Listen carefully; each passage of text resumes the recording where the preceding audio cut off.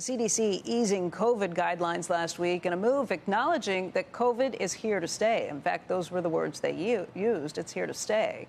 Among the changes, the agency no longer recommending that people keep 6 feet of distance or that they quarantine after being exposed to the virus, regardless of their vaccination status. Joining us right now is Dr. Scott Gottlieb. He's the former FDA commissioner and a CNBC contributor who also serves on the boards of both Pfizer and Illumina. And Scott, I thought that was the key point. They said it's here to stay. This is basically recognition of that and loosening of the guidelines. Basically, we got to get used to this. This is going to be more normalized. Is that how we should read it? That's right, and also a recognition that there's more population-wide immunity. Most people have either had the virus or been vaccinated against it. Many people have had both. And so you have a population that's less immune naive and not going to be as vulnerable even to these new variants. And so there's more of an emphasis in these new guidelines on treatments and trying to target interventions to high-risk populations and less emphasis on population-wide measures to try to control transmission, as you noted. I think some of the most noteworthy things in this guidance are the changes in the school guidance, where they're no longer recommending test to stay. They're no longer recommending cohorting of students. Those were very hard measures for some schools to implement, particularly schools that weren't well-resourced.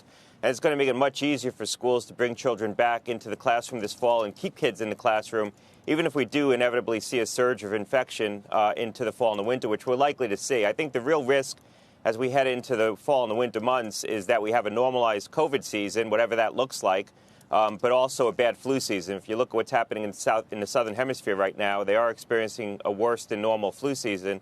And so the twin risk of bad COVID or moderate COVID and bad flu, I think, could put a lot of pressure on healthcare systems. Scott, it sounds like you think these are the right moves to relax things, but it does create a little bit of confusion in the workplace and schools, as you mentioned, and just people not entirely sure what the rules are at this point, what they should be doing.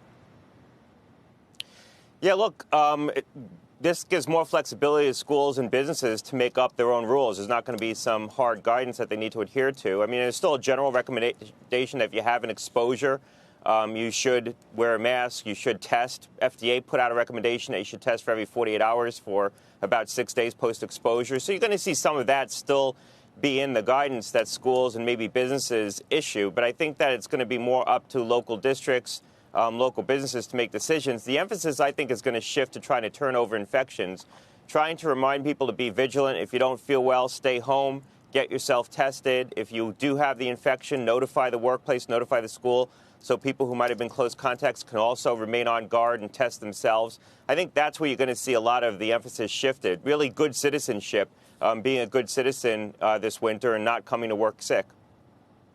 Dr. Gottlieb, every month we turn to the employment numbers and try to figure out where are the workers. I'm just wondering, do you have any data that you can share with us about the extent to which COVID continues to keep at least some cohort of people out of the workforce?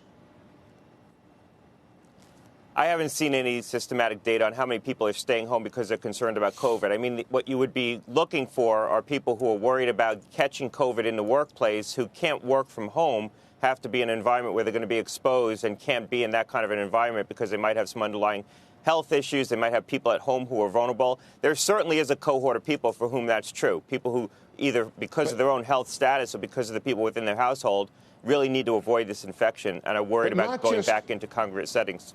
Not just worried, Dr. Gottlieb, but also have it, right? Isn't it sort of like we're running a constant flu?